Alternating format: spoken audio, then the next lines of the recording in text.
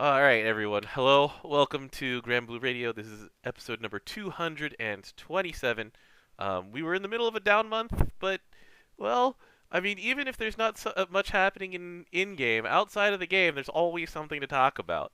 And anyway, this is one of the content heavy weeks as well. So, let's get into the easy stuff. Hello. I'm Vibrating Sheep. This is Granblue Radio. We've been doing this for a real long time now. With me, as always, It's DJ. Hello, everybody. yeah. All right. So we've got two characters to talk about. Those are the new additions. This is the first time that both characters in um, a new banner have been completely new. They were not introduced by any preceding event, and it's the first time since May of 2016, which was Nemone and Jamil. And Yes, yeah, yeah. so it's been a while. But, these characters aren't really all new, all new. They're setting up, like, what it's going to end up being a story because this boy, Troue, has the Durandal in his hands. I believe, is that the Asclepius what rod? Yeah, it is. The One of the worst uses for 30 moons in this entire game. I do like though that they're basing their character around the 120 skill you get. Hmm. Okay, so which one do you want to start with? You want to start with Troue, or do you want to start with Let's start with Tikoh? True. Let's start with Troue. Okay, so Troue is a character that I just spent the last about half hour poking around at. Do you have the numbers in front of you, or should I get them? I might have the numbers. We'll find out. All right, so I'll pull them up as well. Um, and then the thing is, remember that the numbers themselves aren't necessarily what you'll actually see in the game because of all these modifiers and stuff that we have. So We'll talk about this character. We'll we'll talk about this we'll talk character. about the character first. All right, so Water Sword. Okay, Water Sword has everything already. That's a lot of characters. However, so on his CA he gives Keen. That's really nice. King's always good. Um, no, it's not always good. It's only good if you actually crit. But Water really is really good at that. So it might as well be really always good. You're right. You're right. I'm now agreeing with you. I talked There's myself no into it. reason. There's no reason not to have extra damage, It's even true. if it's incidental. And so the thing is about Keen is that the primary source of Keen in Water had previously been a limited character from what 2020, 2019. 2019, whenever Hello, Cag. Summer CAD came out. So it was 2019. Yeah, yeah. And I mean, I don't have her. Like, if you wanted to, this character was considered like a must-have in auto attack water teams. Partially because of Keen, partially because of just cap up on everything once Her she buff's gets really good. like yeah. Yeah. And so right there, we're just like, okay, budget Cagliostro, sure. This button here, DJ. This button is souvenance is the stuff that dreams are made of. Oh, Sumanons. That's everyone's favorite ability of copy something. So previously it had been on Lunaloo as an R and then as an SSR. Then they've given it to two Earth characters. Now Water has it. Let's go. What would you want to copy in water? We'll get to that in a second. We'll go All through. right. My problem with this is unfortunately that the cooldown's a little bit long, but I can You're work with you're used to this. long cooldowns. You played Quatre. Hey, we're getting to this. I said we're getting to this.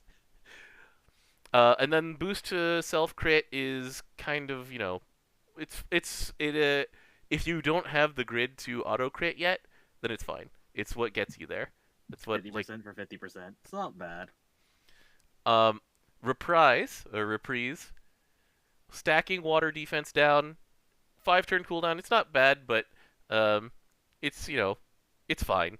You Five know the what? It's a thing that hits things. Yes, the fact that hits 5 times instead of one means he works with all the usual suspects. Like The Keen. like Keen, like the Wamdis Knidasite, um, with like Belial and various other forms of giving yourself supplemental damage, and then I'm gonna murder this. My French is horrible. Roncevaux. So it is an Don't look eight. at me. It is an 8-turn cooldown, 3-turn blind, fear, and Secunda. Accuracy lowered, yeah. That's always good to have though. Yeah, it's blind and Secunda. Like, it's extra protection against normals, although you shouldn't really be using this on just normal attacks. You probably are going to be using this for the um, the accuracy down portion. Uh, all right, and then so the skills themselves, they don't really work together all that much. They're just like a bunch of sort of random support things, unless you're really figuring out what you want to do with Souvenance. And then you go down to the support skills. Actually, I looked up that skill 3. hmm There's only technically one other source of accuracy down in water. Um, I don't know what it is off the top of my head. It's Hase. Oh, it's Hasalia on her skill 1 that stacks to 3. Yeah. Other than that, this is the only real source. Okay. So that's something to think about. But, like, there's other elements that have just, like, no shortage of ways to give accuracy down, and by that I just mean it's dark. Dark has 3. hmm Technically 4. Why technically? Because Joker's is better than everything else. That's fair. All right. So anyway, uh, so we get to the passives here, which are visions of a hero. So he's one of those build to 5 stacks and then get a reward at the end part. How So do you build these stacks? you build these stacks by is it critting? Yeah, it's on critting. It's crit. So each time you crit, which I believe includes on reprise, Anytime it crits, so yeah. yeah, then it'll go up by 1. And so getting up to 5 crits will, under normal circumstances with 100% crit, take 4 turns. 3 if you copy a nuke with Souvenance. And then at that point, you get the following things. So you get 100% double attack at 5 stacks. Mm-hmm. You get somewhere between 20 and 25% triple attack. Game Width isn't 100% sure on that yet. Yeah, Wiki only says 25%, so who knows? Okay. He gets defense per each stack, so it goes up to 100% defense up, and this can't go away. So within 3 or 4 turns of the beginning of the fight, he will have 100% defense up for the rest of it. Well, what about this last one? So this last bit is when once he has level 5, then anytime he crits with either a skill or an attack, then he gets a 3-hit nuke. The nuke itself is really nothing. It's tiny. It's 20k 3 times. Wait, so there was a thing. Holding up real quick. There's a thing in the wiki that says debuff resist up. Oh too. yeah, I missed that part. He does get full debuff resist after 3 or 4 turns. It's always nice. Not gonna lie. And he doesn't give it to other people, so he doesn't just break fights open like other characters do. Like 2 other characters that we can think of. 2 other characters we can think of, indeed. People Yeah, so forget Millie and Sally have accuracy down, so it's 3 sources. But yeah, so Anyway, it's really a nuke of 20k per hit, and it's 3 hitting. However, we're not including the supplemental and the caps up yet. and he gives himself supplemental. And so, Yeah. anyway, the way that it ended up working for me personally, because I was testing this a couple minutes ago, is it does 890,000 damage total. So all of those little pecks add up to something that's meaningful because it happens every time he does anything. So there's it turned from 60k to what now? Almost 900k due to all the supplementals. Because I do have Belial, and then we have Wamdus's Stinger. I'm not gonna try and pronounce that word again. And yeah, like it happened every time he did something. I mean, when you compare him to a character like Romeo, it's not going to blow the world away. Romeo's post attack specifically action is bigger, but you know it's free. It's on top of this pretty decent steroid on Visions of a Hero. So the um the next thing on the here, people were trying to like figure out why the numbers on Surpass the Past and Grasp the Future were as they were, because I mean these numbers aren't great either. So he passively has um, a 30-30 crit rate on to everybody in the team. So he's basically like he's a little bit better than 3 stars in a crit node. And then Something to also note is mhm, that that's technically better than Kag's passive true.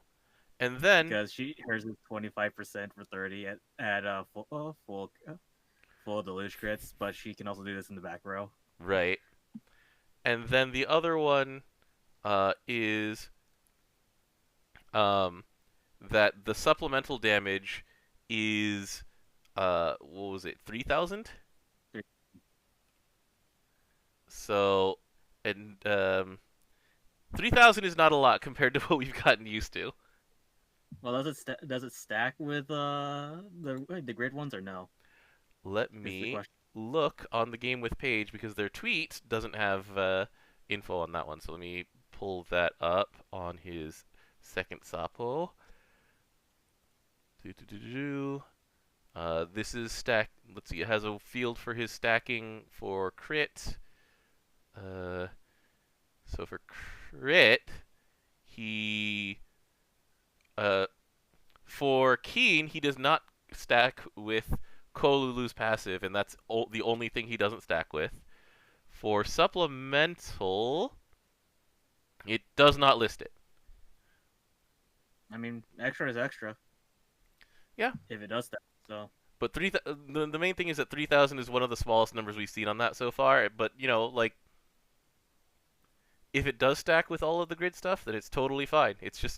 It's free damage. He's already giving you Keen yeah, why not?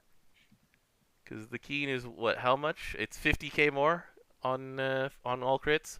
So yeah, I mean, this is a pretty solid package. It's nothing to like get crazy about necessarily, cause but the copy and ally skill thing is pretty powerful in in theory, and in practice, if you look at the page that just lists every possible thing he can copy, you go back to a certain pair of characters who have really good abilities, and he can copy their level 130 abilities. Oh, copyable? That's sick. So Arm the Bastion is copyable, including in level like the upgraded form where it's 100% damage cut, 100% fire cut, and fire switch. So you can have 2 turns of immunity from damage to anything. Or this is the one that I was experimenting with, and this one's just plain fun. Avarati is copyable, and I just unlocked the ability to press this button for its full power at level 130. So you know, You get buffs. yeah, and it doesn't copy the exact buffs Fiora got either. So it's like skill cap up, charge I mean, that attack, makes sense damage because boosting. it's just another cast of that ability. Mm-hmm. Like you can give yourself your entire team cap up, and then you also have 2 turns of skill extend. It's hilarious. Um, I messed it up, but I'm pretty sure that on paper I can have Isaac CA for 18 turns in a row, All right then. and I'm just like, it might be longer, but it's a lot. And with skill refreshes, it does get longer. It's great, and it's hilarious. And the copy works the same as the Golden Knight, right? Yes. So So the it's copy is the last thing that was hit, not necessarily when it was hit. correct. So you can and should wait 3 turns. Like I was practicing before this one, and so sometimes because the cooldown on Avarati is 6 turns, and the cooldown on Suvenance, I forget. Um, it's 8 turns. They do make it so that the second time you hit Avarati, if you want to copy it, you have to press nothing for 2 turns. But still, I mean, it's a really fun thing to do. I was enjoying practicing it. So that's my book on Troue after having tested him for a little bit. Is really fun. I'm looking forward to just more things that I can do with this character. Side note, his weapon, no. This one's It not doesn't good. work. It doesn't work This because was of the fact that Cobalt Craft stack is on the same stack with the Wamdus. Wamdus, and Wamdus is free, by the way. So Yeah, yeah. Like the Nagelring was already like it was something that if you happened to have 4 of them, you might as well use them until you have 2 Wamdus spears. This one is like there's no reason for this. Just don't worry about this one. It's just that it is literally a flower and it is a dagger. That's all. This is our second flower dagger with after the dandelion. I I think think so. so, yeah. All right. Anyway, so that's my book on Troue. The other thing that I wanted to point out with Troue is that he doesn't seem to have like his Fate episodes are really interesting because he has anterograde amnesia, which I haven't seen depicted like this in quite a while. So, you know, if you've watched 50 First Dates or Rumbling Heart / Kimi no Zo, then it's just like, oh, it's treated not like stupidly. Or actually, Memento. Memento is probably a much more famous version of this. Okay. Okay. So as chat points out, there are 2 other flowers that are daggers because of both Summer Europa and Rosetta, the rose. Now I still forget that I have Silver Europa as a character. I do too. I do too. Anterograde amnesia is the inability to retain information. That's correct. So when the story of Troue is that when he wakes up in the morning, he does not remember anything past a certain point. So the way that this is dealt with in the fantasy setting is that his magic superpower is that he can sense the memories in objects that he touches. So he keeps a notebook on him at all times that includes essentially him keeping all of his memories in there. And so he wakes up in the morning, he sees a note to himself that says, "Hi, I'm sure you're confused. This is a note from me, which is you in the past. Please read this notebook." Oh, One Week Friends does that too? I Yeah, see. that's actually the entire premise of One Week Friends. Got it. So yeah, it's just an interesting take on it, and it's a relatively sweet, bittersweet story, but mostly sweet. Then we get to Tikoh. Where do we start with Tikoh, DJ? Take us away. I mean, I don't have this character yet, and I also haven't had time to read her Fate episode. That's a preview. So everything that I've been told about Tikoh is that you know how I said that like Troue is like bittersweet but generally optimistic and cheerful. Yeah, All this right. one ain't that. All right. This was written by as far as we could tell, this was written by the same people who wrote the Evoker stories, buddy. I'm okay with this. Not, Like not to lie. like in the Fate episode preview for her, she starts bleeding out and she looks down and she goes, "Oh, that's a leg artery. I will be dead in a few minutes." And it's like, "Oh, okay?"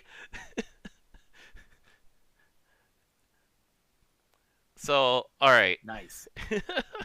And that's where it starts and it goes downhill from there. As far as everybody knows. It's yeah.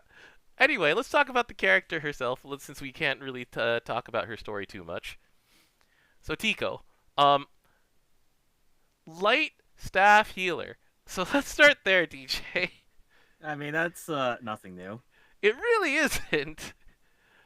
Um so she has like one of the worst attack stats I've seen on an SSR. Oh, don't worry, because you're not gonna make her attack anyways, right? Yeah, yeah, let's get to that. So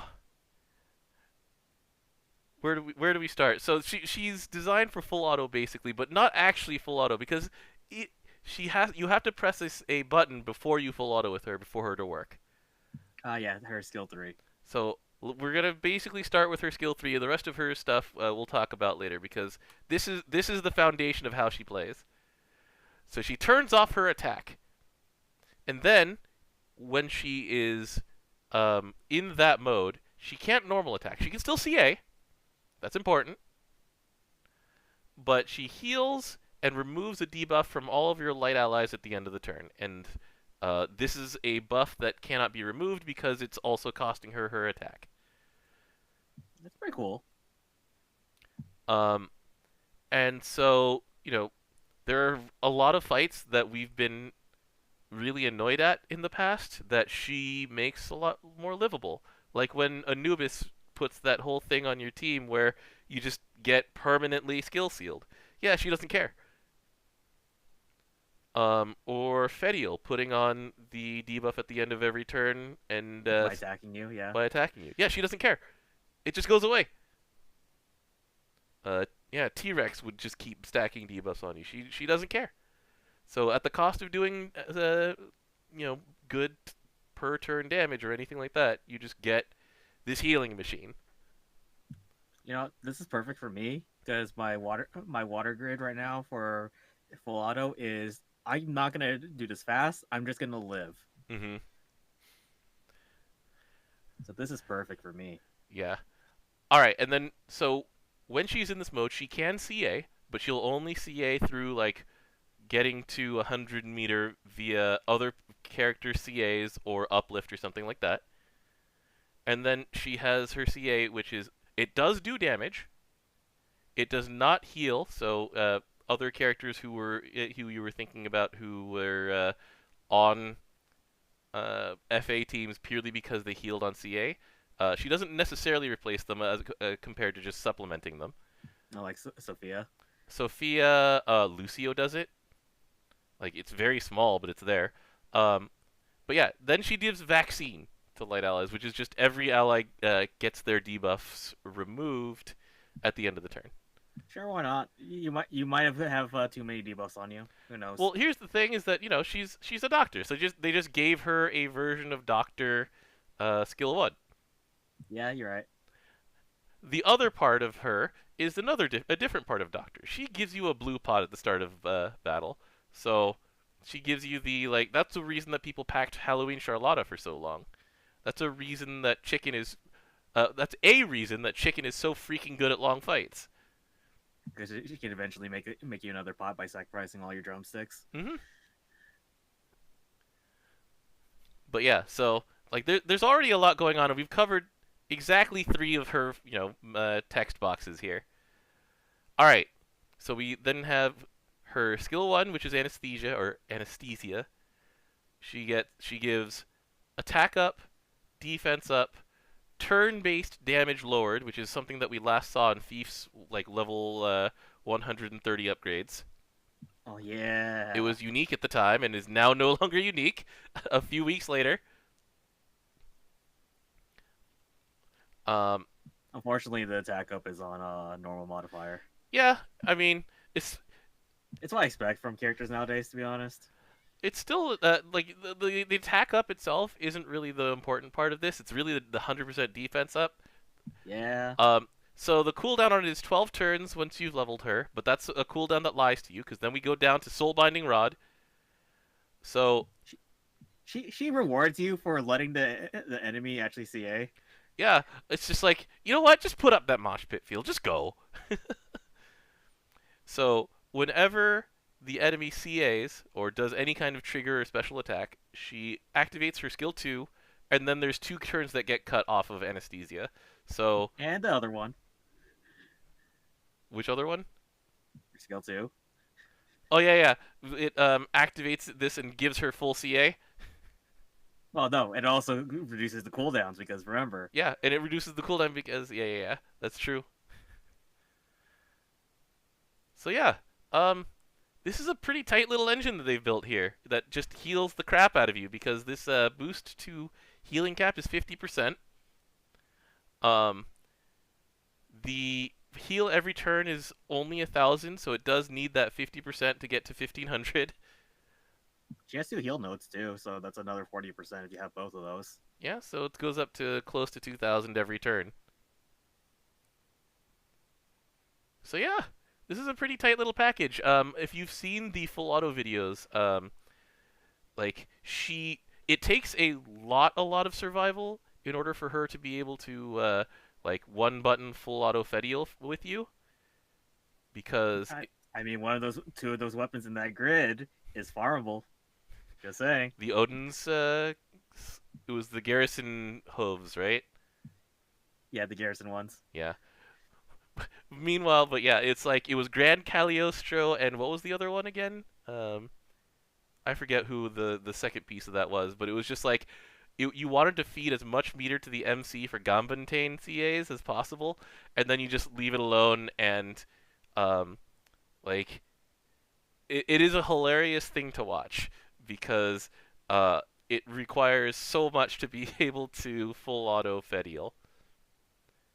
Because Because he incidentally tries to kill you super fast. oh yeah, I mean you actually die in that video. The main thing is that Cagliostro is there, so she just says no to the first death. Yeah, the revive. The auto revive. But yeah, like this is just a really tight package for healing on full auto, or just other things that happen. Like she can be put on. Um, I mean, this is a Japan ping only thing, but she can be put on teams instead of card captor Sakura to turn off her own attack, but also heal your team to shorten the server lockout on taking actions. I think we forgot to mention that her skill 2 just it also instant CA. Oh yeah, it's there. And she can attack intensive care with CAs only. So Mm-hmm. So basically, every time, what I want to do is I'm gonna put her. If I get her, I'm putting her on a team with Yukata Rosamiya, and There's just gonna be all sorts of things going off anytime the enemy like takes an action. I'm putting Mosh Pit on that team, dude. It's happening.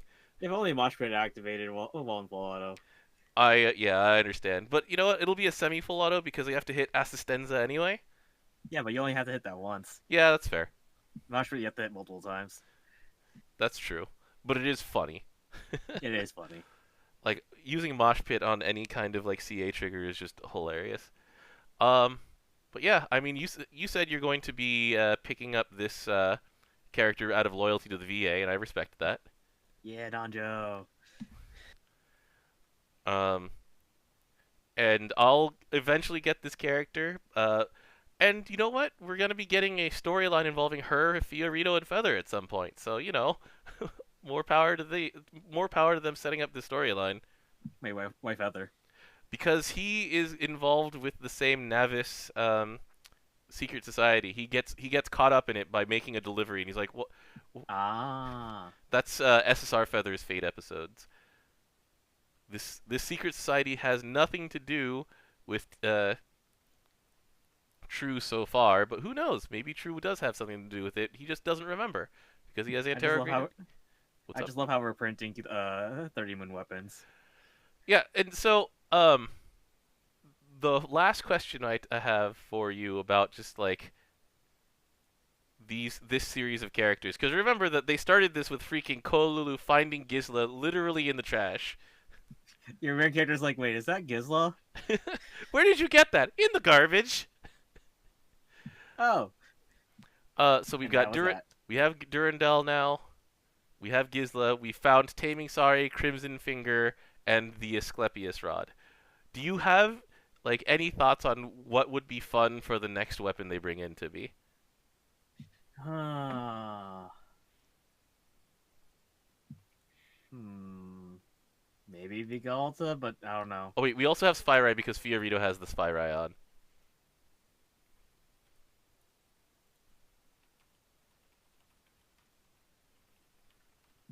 Trying to think. So my personal choice is the Lion King Claw. The Lion Khan Claw, I'm sorry. Why? Because this weapon is also garbage, and I would like to see what they do with this. What's its a 120 ability? Dodge and counter. Okay, we get dodge and counter light character then.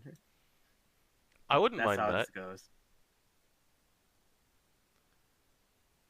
What is? When did they add Exitosis? Is this one of the oldest ones? I don't know, but it's HP. Good lord, some of these are so old. Some of these are so bad. Yeah, yeah. The Oh, bird see, eye. Rainbow Bow. Oh, you're gonna say Lark? Let's get more HP. It's attack and crit for for. Oh wait, Rainbow Bow, not Lark Kini. Okay, right. Sorry. Oh no, water hit points. Don't do this to me. No, no, no, no, no, no, no, no, no, no, no, no, no, no, no, no, no. We're not doing this, DJ. We're not. This exercise is over. You have reached into a dark timeline. We're moving on to the last. All We're moving on to the last topic. right, let's move on. All right, so um, we're gonna go over to the full screen view for this one. Oh yeah, we're also gonna. Since we mentioned the last character's weapon, Hmm. Tiko's weapon's not amazing, but it's technically not bad because of his majesty. That's Who fair. knows what that can be into later? But healing is still what questionable. Hmm. All right, so as I mentioned at the beginning of this, um, it is the middle of May. We're straight into rerun territory. The next event that starts in a few hours is another rerun. We know that we're not getting characters from that rerun in Flash Gala. We got new characters instead. So it's like there's very little to talk about inside the game of Granblue Fantasy. However, outside of the game of Granblue Fantasy is the huge amount of work that the team does for Granblue Fantasy. Like KMR said this in a Famitsu interview once, where every single Valentine, every single character gets a special Valentine message with unique art and a lot of care and attention paid to the message written in that art. And this year, people were like, "Oh, what's going to happen this year if they're reusing art?" Well, you see, they used last year's art, sure, but then they made a customized postcard signed by the character, written in a in that character's handwriting, with unique stamps that are well, they're reused art, but they are customized to look like a stamp. So here's Arthur's, and there's King Carl there as a stamp. There's some food as a stamp, and I think that's supposed to be something from um, not Wales. Where is it? Feindrahed. Isn't one someone stamped like a Damascus? I have to look through, but like, I think there was. so Arthur was alphabetically first from the order that Pocky made. So this is the one that he has. Arthur draws a caterpillar. Why? Because he's like, I didn't know what to draw to write, so I've just been thinking about what to write, and I'm really bad at letters. He draws a caterpillar because he can't think of anything. Okay. Um, and so you have characters like Meg, and Meg writes sort of a cute teenage girl message. Um, and so like the sheer amount that goes into this is crazy. And so I I like would. the shark. What was that? I like the small shark. Oh yeah, the little shark she drew. Yeah. It's Ursula, and then she draws like the muscle emoji. So all right, so we've gathered up a bunch of a gallery of like tweets that the Japanese have put up, and I wanted to highlight a few of them. Um, and so let's see here. The first one I wanted to point out is Spinna. These are the ones. Oh boy. These are the reasons that I am not translating these things. By the way, because let's take a look at Spinna's. Because hold on, How do you translate Spinnas? look at this thing. It's on the bottom. It's on the bottom left of my screen. He drew this damn thing with a spirograph. Like they created it in a custom font and wrote in it for Spinna. I can't read that. I can't read that, DJ. I mean, that's not Japanese. It is Japanese. It's Not to me. yeah. Okay, and then let's see. Other ones that I wanted to highlight. We got Lamretta, where in the middle of writing her letter, her card, she takes a drink. and she apologizes for not being like a responsible adult. But And she takes a drink. as she Yeah. takes a drink, and her handwriting gets worse, line to line. Like I see nothing wrong here. it's Look, there's a drink as one of the stamps. there is a jug as one of the stamps. It's true, and like grain because why would a character who really loves beer just have a bunch of grain as their stamp? Nope, don't know. Don't know, don't understand it. But like the sheer amount of like artistic design, like each of these characters has their own font that was in some cases handwritten. Like this is one that I also pointed out on Twitter. Valentine from the Vicious Trio, or Vicious 3, I forget which one it's called. He writes like a freaking metal album. He literally has the S from the Slayer logo. That makes sense. It makes sense character-wise. It does not make sense when you're trying to read this. I can read this, but it takes me like 3 times the normal amount of time. A nice piano on the top right there. Yeah. Um, are there any requests for just looking at them and just like appreciating how it works? Like, Uh, I appreciate that Miriam's re is consistent. yeah. So we've been laughing at this for years, where Miran's signature, the re is backwards, and she writes. Her handwriting is fine. It's totally fine, except for the re's which are backwards. Yeah. It's consistent though. That's consistency. It is consistency, and then all of her stamps are food because she's a foodie. Yep. Um, Speaking of just like font stuff. All right, so another one that I wanted to point out is Ko. So Ko is a classically trained like Japanese artist, right? He's a dancer. He writes in calligraphy. His it's very small and neat. And then Yo writes, uh, um, Yo writes like a kid. And then the Nin Press down at the bottom writes like a freaking like Onmyo seal. She looks like a freaking talisman. Like have you've seen that kind of font on talismans before, like especially when Yeah. they're hanging from the front of say a hopping vampire. Like the amount of effort that went into these things is absolutely insane. And this is what the GBF team puts out every year. That's crazy. It's wild. It is crazy that this is what it put. And here's the other thing. This is the other thing that just is really insane to me. Um, so in previous years, if you send it to a summon, the summons tend not to have signatures unless they're like Lucifer specifically, right? Mm-hmm. All of them just said thank you at the bottom right. Well, this year they're like, no, we're not doing that for this year for summons and characters who just had the generic thank you sign. Where is it? Arcarum. Oh, geez. I hate when the link doesn't bring me to the right place. There's Yodarha. Where's Bubs? Mugen.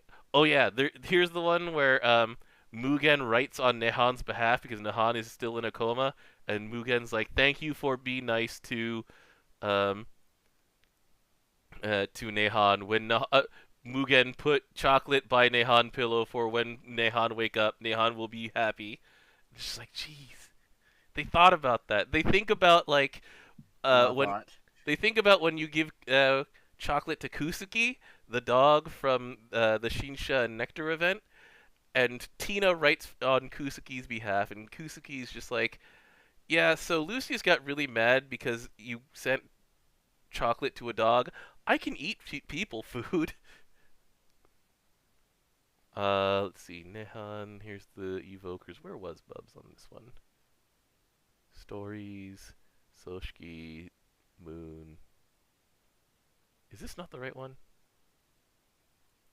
Anyway, like I'll find a different one. I'll find a different summon that can have its own signature, because instead of a signature, they actually created um, stamps for each of these things. So, for example, Atomagod Versatile is a black and white rendering of its head. Oh, that's quite cool. Yeah. This is there for every summon. So name a summon that you like. White Rabbit. Okay. Here's Black Rabbit. Hold on. White Rabbit.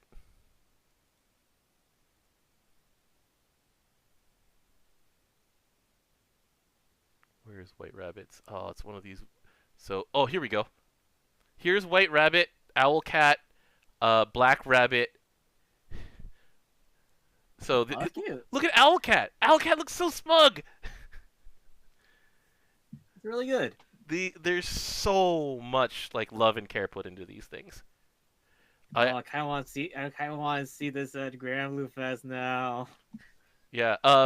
The actually because these insignias, that was the only way I was able to recognize Belladonna because Belladonna's, is a flower coming out of a chocolate with a hat coming out of a flower. And I was like, oh, so that's let's see, where is that one? There's one coming out of a pot.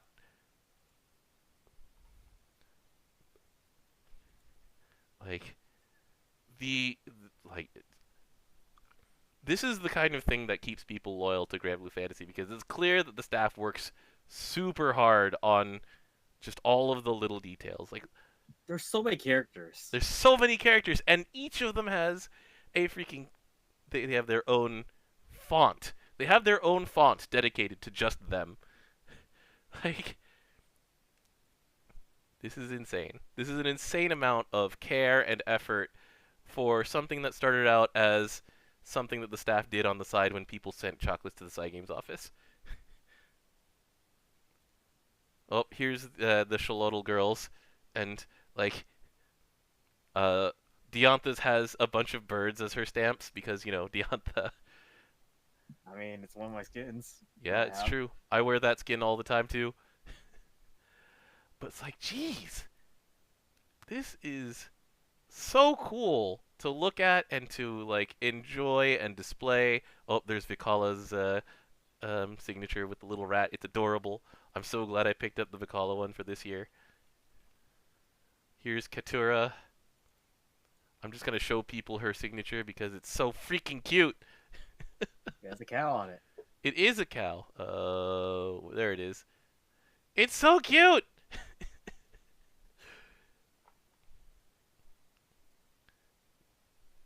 It's so cute, DJ. I'm dying. I can't wait for these things to get to us next month because we picked up the White Day order and not the Valentine's Day order. Yeah, well, we'll get it. I'm happy. I'm so happy with this. Oh my god. This is so good. Like, I just want to plug the fact that we do have a few holes in this one, so if you find good quality versions of these with both the front and the back, let us know. Or if you ordered them yourselves, then let us know when they get to you. Because, phew, these are glorious to look at. They're just good. So anyway, that's it for this week. What's happening next week, Dom?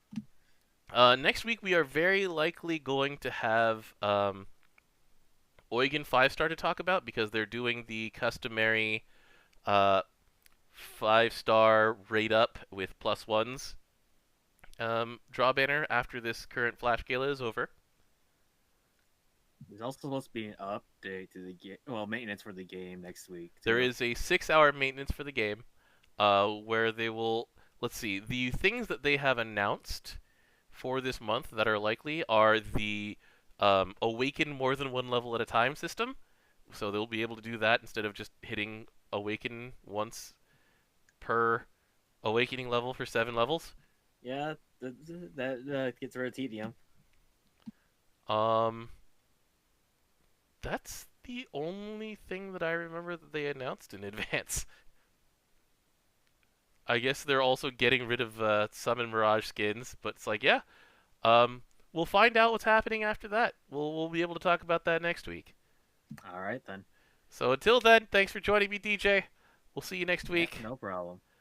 All right, see Um, you guys. But yeah, I mean, for next week, if there's not that much, we can have you just go through some of your favorite Valentines and explain why they're so cool. I only explained the ones that are just like really crazy amounts of effort that it took to design how a character writes, like an entire writing system for one person. Whew. I might just talk about Diantha, really. I'll be okay with that. It's cool. All right, and with that, thank you everybody for joining us on Granblue Radio. Let's go watch Zombieland Saga. Yeah, new episode. New episode dropped. And with that, phew, God, I love Granblue Fantasy. They put so much effort in this game. Seriously, it's it's a very fun game to be loyal to, Yep. because like they put so much effort back in. And with that, good night everyone. Thanks for joining us. See you on Granblue_.